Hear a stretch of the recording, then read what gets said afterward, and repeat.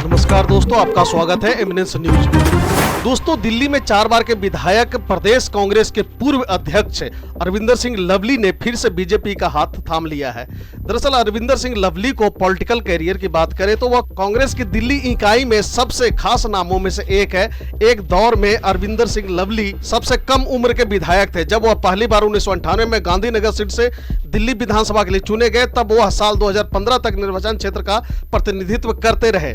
दिल्ली कांग्रेस अध्यक्ष पद से इस्तीफा देने के बाद अरविंदर सिंह लवली ने शनिवार को बीजेपी में शामिल होने का ऐलान कर दिया और वो शामिल हो गए। उन्होंने जब बीते दिनों पद से इस्तीफा दिया था, तब उनके पार्टी छोड़ने के कयास लगाए जा रहे थे। अटकलें थी कि उनका अगला कदम क्या होगा। हालांकि उन्होंने तब कहीं जाने से इनकार किया था, लेकिन उन्होंने शनिवार को बीजेपी का दामन थाम लिया है। बता दें कि वह पहले भी बीजेपी में रह चुके हैं और इसे छोड़कर कांग्रेस में जा चुके थे। शनिवार को अरविंदर सिंह लवली ने बीजेपी में शामिल होने के बाद कहा कि पीएम मोदी, नड्डा और अमित शाह का धन्यवाद। जब हम खोए खोए घूम रहे थे, उस समय उन्होंने मौका दिया। हम आज 5 वरिष्ठ लोग आए हैं, लेकिन बहुत लोग हैं जो चाहते हैं कि देश को सशक्त सरकार मिले। देश के विकास में पीएम मोदी के हाथ को मजबूत करना है। हम आज 5 वरिष्ठ साथी शामिल हुए हैं।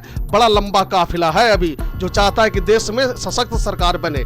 मुझे पूरी उम्मीद है कि आने वाले दिनों में दिल्ली में भी बीजेपी का परचम लहरेगा।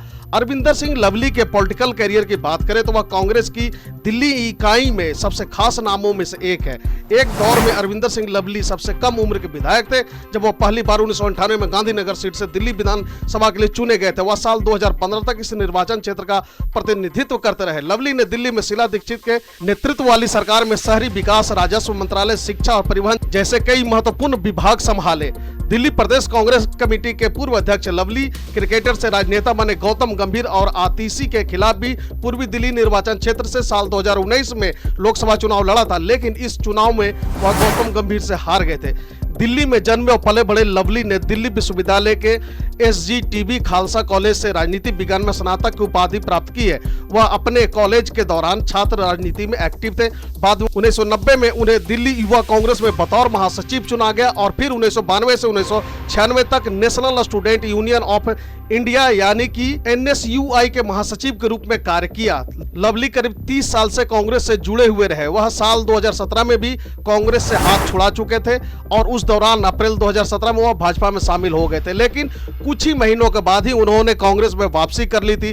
तब उन्होंने कहा था कि वह भाजपा में वैचारिक रूप से अनुप्रयुक्त हैं। साल 2020 के दिल्ली चुनाव में कांग्रेस ने अरविंदर सिंह लवली को उनके विधानसभा क्षेत्र गांधीनगर से मैदान में उतारा था, जहां उनका मुकाबला भाजपा के नवीन चौधरी और आपके मौजूदा विधायक अनिल वाजपेयी से हुआ था।